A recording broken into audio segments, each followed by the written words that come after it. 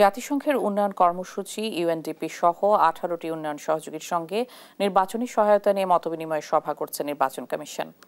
মঙ্গলবার সকাল 11টায় শুরু হওয়া বৈঠকে প্রধান নির্বাচন কমিশনার সহ 4 নির্বাচন কমিশনার অংশ নিচ্ছেন। ইতিমধ্যে ইউএনডিপি সহ 18টি উন্নয়ন সহযোগী সংস্থা ও দেশের রাষ্ট্রদূতরা ভোটার তালিকা হালনাগাদ সহ সুষ্ঠুভাবে নির্বাচন অনুষ্ঠানে কারিগরি সহ সব ধরনের সহযোগিতার আশ্বাস দিয়েছে। এছাড়া ইউরোপীয় ইউনিয়ন সহ আরও কয়েকটি দেশ আগামী নির্বাচনে সহযোগিতার আগ্রহ প্রকাশ করেছে।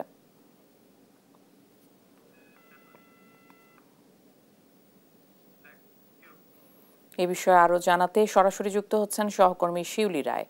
শিউলি, বৈঠক শেষ হয়েছে কিনা আর কি কি বিষয়ে আলোচনা হচ্ছে সে বিষয়ে যদি কোনো তথ্য পেয়ে থাকেন জানাবেন আমাদের।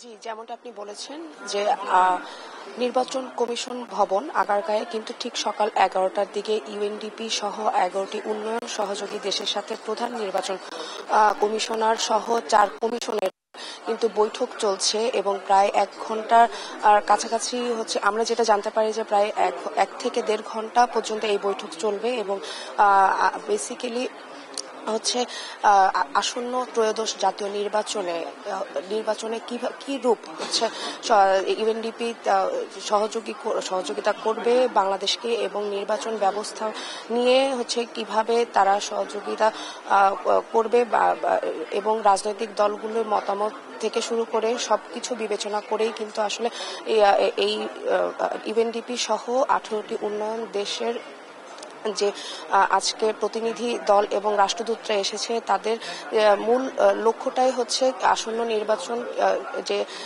ত্রয়োদশ জাতীয় সংসদ নির্বাচন, সেই নির্বাচনকে সুষ্ঠু এবং অবাধ কিভাবে করা যায় এবং সেই লক্ষ্যে একটি তারা গাইডলাইন্স সহ হচ্ছে গাইডলাইন্স কিভাবে কি হবে সেই ব্যাপারগুলো নিয়ে কিন্তু আলোচনা আসলে করা হবে এবং কিছুক্ষণ পরে ব্রিফিং শেষ হওয়ার পরে আমরা কিন্তু জানতে পারবো যে কি কি বিষয় নিয়ে আসলে প্রধান নির্বাচন সহ 4 কমিশনারদের সাথে তাদের বৈঠক হয়েছে, কি কি বিষয়ে তারা আলোচনা করেছে। এছাড়াও কিন্তু গতকালকে প্রধান উপদেষ্টার সাথে কিন্তু বিএনপির হচ্ছে গিয়ে সহ বিএনপি নেতাকর্মীরা এবং বিএনপি দলের যে বৈঠক হয় সেখানে কিন্তু আসলে জানা যায় যে যদি আগামী ডিসেম্বরে যদি আসন্ন নির্বাচন হয় সেই নির্বাচনে কিভাবে হচ্ছে সুষ্ঠু করা যায় সেই ব্যাপারে মে এবং জুনের মধ্যে কিভাবে নির্বাচন কমিশন তাদের নির্বাচন প্রস্তুতি সম্পন্ন করে হচ্ছে কিভাবে জিনিস সম্পন্ন করা হয় সেই ব্যাপারগুলা নিয়েও কিন্তু আসলে আজকে আলোচনা করবে ইউএনডিপি থেকে সহ 18টি দেশের রাষ্ট্রদূতদের সাথে। তো প্রধান